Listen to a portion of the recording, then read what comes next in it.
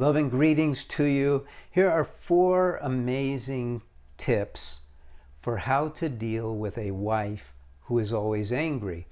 Now, I could have made this for husbands or wives. It doesn't matter, because when it comes to anger, it's genderless. Anger is sort of this appendage that comes upon us. And I'm going to get into this in a way where you've never heard it before. And I really am hopeful, and I'm sure if you pay attention, that these tips are going to really help you. Because we don't want to just deal with your wife's anger. We want to take your marriage to the next level. So, I'm Paul Friedman. I'm the founder of the Marriage Foundation. And just so you know, the title was How to Deal with a Wife Who is Always Angry. And I'm the one who added 4 amazing tips, because I think these tips are amazing. Number 1, look beyond the anger. What it is to be a human being. You know, being a human being, there's 2 big parts to it. One part is, who am I? Am I a reactionary who's basically just bouncing off things that are hitting me? Or am I the soul who has a body and has a mind, and my essence is a blissful state of consciousness? Because that's who you really are. But what happens is, because we have a mind, and the mind is filled with habits, and the mind is reactive, we tend to identify ourselves without saying as much.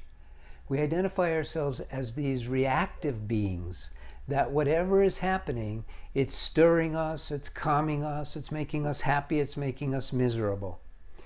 You're not the reactive you. That's your mind. You're the solemn, so deep, filled with joy, filled with love, wisdom. That's who you really are. So when your wife's anger is turning into an explosion or cold shoulder, or however it's manifesting, pull yourself back and separate yourself from the reactive part.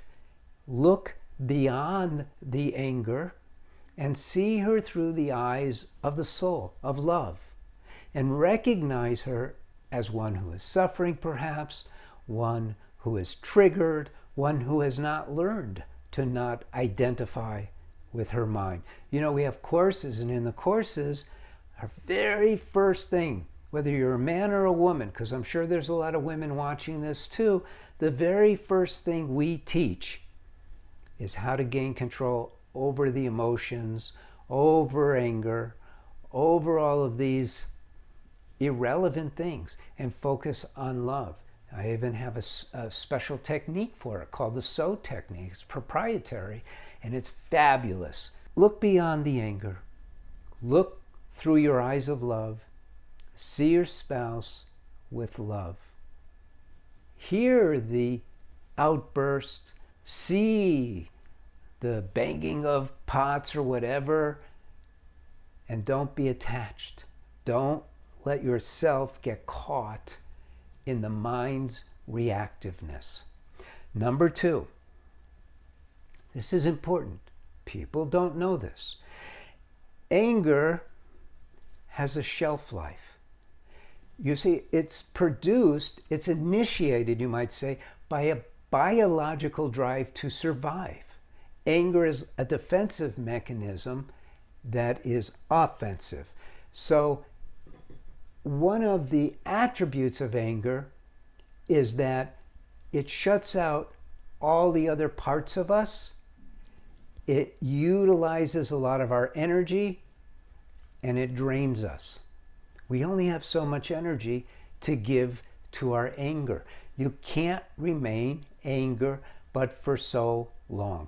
So you have the power to wait it out. And you don't wait it out like some a-hole going, okay, when are you going to be over with this? No, you wait it out with love, with patience. It will dissipate. And then you don't bring it up. You don't talk about it.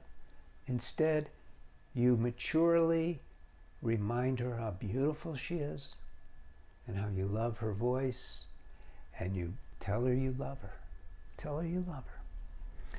Number 3, understand that she doesn't see it as wrong to get angry. And this is really understandable because in our world today, anger is accepted. Nobody likes to be affected by anger. Nobody likes to be hit with someone else's anger. But there's an acceptance of anger in our world. It's like part of communication. It's part of being, which is insane. It's ridiculous, but human beings are not very highly evolved. Let's be honest. We're still very primitive. We still have world wars, for God's sake. We still have conflicts. We take other people's property, they take ours. Anger is like a normal thing that we accept, and she accepts it. So don't blame her. Don't tell her you're wrong. Don't tell her you shouldn't do this. As a husband, you should never be acting like a teacher or something in your marriage anyway. I know that in some religions they teach that the man is the teacher, but it's not true. This is no more true or less true than the wife being our teacher as a man. So we don't get to scold. We don't get to point out flaws. We accept and we understand that she doesn't see it as wrong, and it's not up to us to show her. The 4th tip is sort of the ultimate. You know, in the 10 Commandments, they've asked great sages through the centuries, what are the most important of all the commandments? All of them say the same thing. Yes, Jesus is known for having said this, but he's not the only one to have said this, not to reduce Jesus. But the point is, the ultimate, you might say, commandment is to learn to love thy God with all your heart, mind, and soul. You can love God through your spouse. The key here is remember that the commandments are for us. They're a benefit. They're not an imposition. So the idea that God is making to us is this.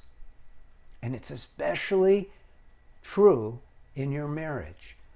Learn to love unconditionally. Learn to love unconditionally. This is, you might say, the highest purpose of being married. There's other things too, of course, going on, but we want to learn to love unconditionally because that is how we as an individual evolve. When you love your wife or your husband, whatever the case may be, unconditionally, it means that when they lose it, rather than being reactive to their demonstration of the anger, you're compassionate, understanding. You create a safe space. You're not promoting that they vent. Psychologists will tell you, oh no, it's not a good idea, you have to set boundaries. That's all nonsense. You want to be there for your wife. If she's losing it, go deeper than just the anger. Understand that there's something triggering her, not important what it is, that is pulling her away from love. She married you for love. You married her for love. Now is the time to look past, number one, past that anger and see her. See her. Remember the movie Avatar? I see you. We're talking about that connection of love. Don't make a big deal out of it. This is not about demonstrating that you're so cool, you don't see your anger. It's about, you have to find it first within yourself. Learn to love her unconditionally. It'll calm things down. They say that music soothes the savage beast. Love soothes everything. Love is where it's at. I'm Paul Friedman. I'm the founder of the Marriage Foundation. I hope you like this video, and I mean Click like. I hope you subscribe to the channel. Click the subscribe button. Hope you visit us again. I hope you check out to see if we have what you need for your marriage. Go to our website. Until then, God bless you. Thank you, and take care.